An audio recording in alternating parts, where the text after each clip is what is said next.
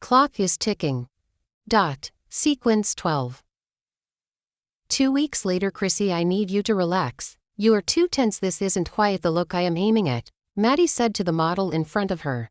Chrissie drew in a deep breath and slowly released it. She was nervous. This was her first official photo shoot as a model. The photos would be running alongside her story in an entertainment newspaper. She wanted them to be perfect. You can do it. I know you can. Just cast aside that fear and self-doubt. Be you. She managed a smile. I am just a little nervous, but I will try. You can do it. Just relax and act as if I am not even in this room. You've got this. She nodded her head. Great. Let's get to work. Sure. Sit on the arm couch of the couch and lean forward on your knees. Yeah. Perfect. Like that. The clicking of the camera echoed throughout the room as she took picture after picture. She tried different expressions as her eyes followed the camera. Halfway through the shoot, the door to the studio flew open and Gracie walked in. Soup, there is a parcel for you that you need to sign for. A parcel? Yes. Okay, Chrissie, that will be all for now. Take a little break and change into something different. Okay, you did great. Thank you. You are welcome. She placed the camera on the table and walked out to find a man holding a gift bag. She could see a banquet of flowers inside. Are you Miss Mattie? Yes. I'd like you to sign here for your parcel, please, he indicated, holding out his clipboard and a pen. Mattie quickly scribbled a signature and gave it back to him. Then he handed her the parcel. Thanks. The man immediately headed for the door and walked out. Who are those from? Gracie curiously asked. Mattie dealt her a scornful look. Busy buddy, learn to mind your own business. Gracie laughed. Mattie ignored her and walked into her office. She placed the gift bag on the table and stared at it for a brief moment. There was only one person she knew would send her a parcel. Thomas. Was he back to stalking her again? She had to inform the police. After the last incident, she had reported Thomas to the police and she picked her phone so she could call the police when her phone rang. It was a strange number. She was even scared of picking the call. She watched it ring till it cut. Hello, Mattie. The voice on the other end was warm and instantly recognizable. Yes, this is Mattie. Who is this? She asked even when she knew perfectly well who was calling. He laughed. You know who it is. She cleared her throat. Chard. See, you know me. Why were you tripping? How can I help you? Wait, how did you even get my number?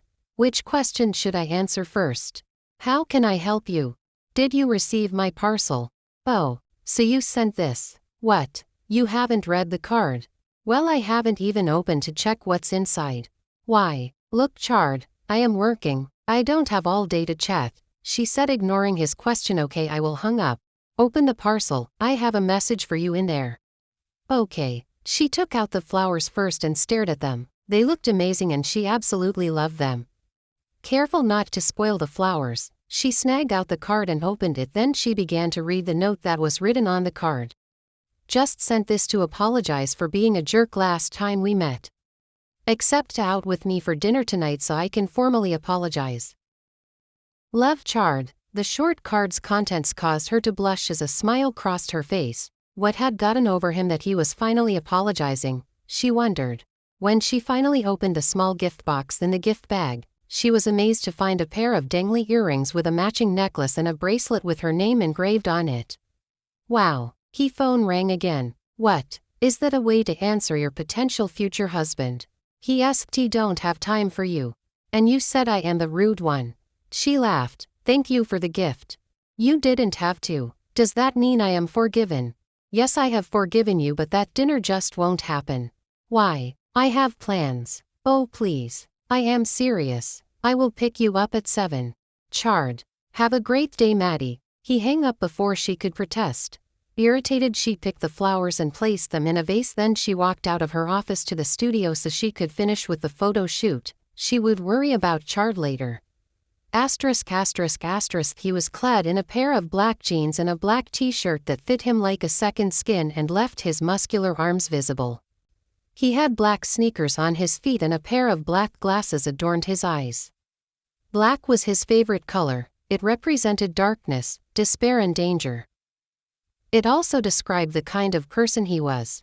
He was out at the mall shopping for his wife-to-be. The first thing he figured he needed to get her was some new clothes because he didn't like the kind of clothes she wore. She usually wore skimpy clothes that exposed a lot of skin and that displeased him a lot. As soon as they got married, he would make it mandatory for her to dress modestly. For almost an hour, he wandered through a couple of shops but nothing really caught his eyes. He was almost leaving for the next mall when he spotted a display window that caught his attention. The mannequins in the window were dressed in elegant and decent dresses. He smiled to himself as he strode towards the shop. As soon as he walked into the shop, an attendant walked up to me. "Hello. Welcome to Zanji. Do you need any help?" she asked in a polite manner. "Yes, actually I need to buy a few dresses for my wife." "Are you looking for anything in particular?" she asked, grinning up at him. He pointed at the mannequins at the far end. "I need dresses like that in black or red, but they should be long enough to cover the knees." "Just red and black?" "Yes, sure. What's her size though?" He pulled out his phone from his pocket and showed her a photo. "What size recommend for her?" She glanced at the photo and smiled. "You have such a beautiful wife and she is lucky to have you." "Thank you." He beamed with excitement. He loved it when people complimented her beauty. "You are welcome. I think she is a medium." "Okay." She walked towards the dresses and started picking through them. After about 30 minutes she had managed to pick a mountain of dresses. "Come and take a look.